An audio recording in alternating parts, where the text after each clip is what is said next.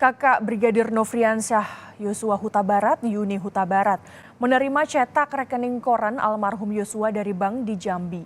Saat ini keluarga selaku ahli waris Yosua sudah mendapat 4 rekening koran bank.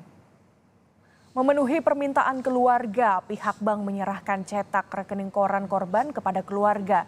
Pihak bank menyebut pencetakan dokumen butuh waktu karena perlu kehati-hatian untuk melindungi data nasabah serta melengkapi persyaratan permintaan cetak rekening koran.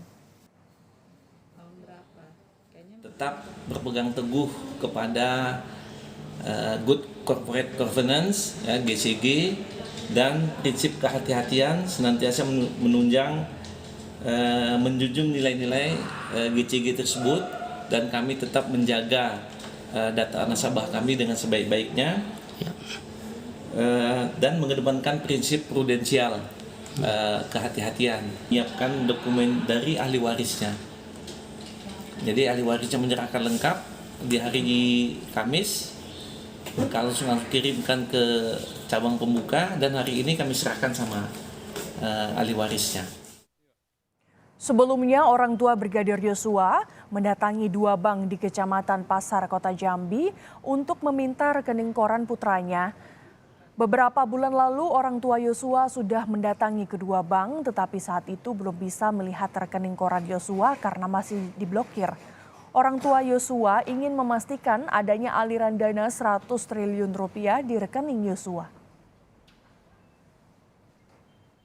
Kalau nggak salah bulan 8 atau bulan 9 kami sudah ke sini mengajukan untuk meminta rekening korannya. Tapi oleh karena keterangan dari Mandiri BNI bahwa di bulan itu masih diblokir, belum ada wewenang untuk membukanya. Jadi kemarin, minggu-minggu kemarin anak kita Yuni udah ke sini. Mereka membilang bahwa harus lapor dulu ke Jakarta. Makanya kami berpikir kok lama kali, dulu pun udah dibilang sama kami kalau memang bisa nanti kami telepon bapak dan ibu. Makanya kami menyusul sekarang, apa keterangan orang itu kami belum tahu. Yang di Mandiri tadi sudah keluar, yang keluar dari bulan 5 sampai Desember. Dari bulan 1 sampai bulan 4 2022, kata mereka tadi nanti tanggal 2.